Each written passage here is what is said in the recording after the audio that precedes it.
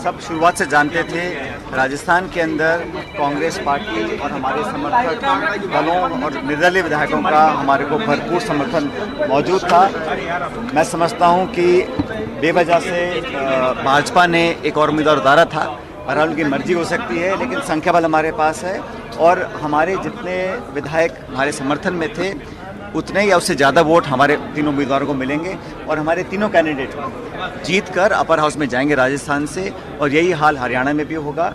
और कांग्रेस के जो हमारे विधायक थे जिन्होंने 3.5 साल से हमारा समर्थन किया है, जो निर्दलीय हैं या छोटे दलों के, उन सबका संपूर्ण समर्थन और सहयोग हमारे साथ है। आज मतदान के बाद स्थिति स्पष्ट हो जाएगी और मुझे खुशी है कि हम सभी विधायक एकजुट रहे, एक साथ रहे, और मैं धन्यवाद करना चाहता हूं सभी साथियों का जो कांग्रेस पार्टी की सरकार को समर्थन देते आए हैं और आज हमारे उम्मीदवारों को उन्होंने वोट डाला है। लेकिन इतना डर क्यों था जो आप लोग होटल में रहे? डर नहीं था, मैं तो मानता हूं कि सभी विधायक चाहते थे कि वो एक साथ रहे, किसी पर भी कोई अनावश्यक दबाव ना पड़े।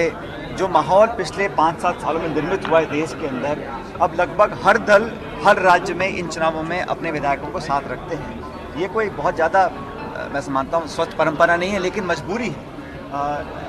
सभी पार्टियां समझती हैं कि प्रयोग होता है, दबाव आता है धनबल का, एजेंसीज का, और विधायकों को, दलों को, नेताओं को, विपक्ष के लोगों को दबाने की कोशिश की जाती है। इसलिए मजबूरनवश सभी साथियों को इकट्ठा रहना पड़ा, लेकिन कोई दबाव किसी पर नहीं था। सब अपनी इच्छा से वहाँ पे साथ रहे। उदयपुर में कुछ दिन रहे, कल जयपुर आ गए थे और एक साथ मिलकर आज वोट डालने के लिए यहाँ पर आए हैं। तीनों उम्मीदवार जीतेंगे और मैं तो समझता हूँ जितना हम उम्मीद करते हैं उससे ज़्यादा मत हमारे साथियों को मिलेगा। बीजेपी ने आमेर में नेटबंदी को लेकर सवाल खड़े किए। देखिए, भारतीय जनता पार्टी के पास संख्या बल था एक सांसद राज्यसभा में जिताने का। उन्होंने एक और उम्मीदवार खड़ा किया और वो किसके समर्थन से खड़े हुए हैं सब जानते हैं। जो 10 प्रपोजर थे उनके, वो सारे भाजपा के विधायक थे। बेहतर तो होता कि वो 2 उम्मीदवार भाजपा के खड़े करते, तो लुका छुपी का गेम खेलना उसका कोई लाभ नहीं हुआ। और अंत में जब परिणाम आ जाएंगे तो तीनों के तीनों हमारे उम्मीदवार अच्छे बहुमत के साथ जीत कर जाएंगे और तीनों कांग्रेस पार्टी की अपर हाउस में एक प्रमुख आवाज़ बनकर राजस्थान के देश के मुद्दों को उठाएंगे।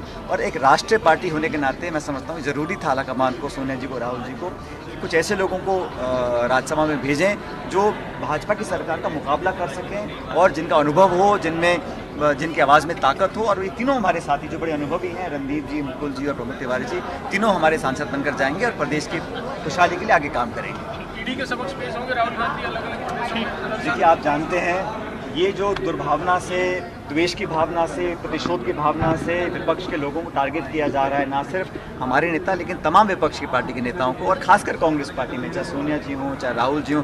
जो केस 6-7 साल पहले बंद हो गया उसको दोबारा खोला गया।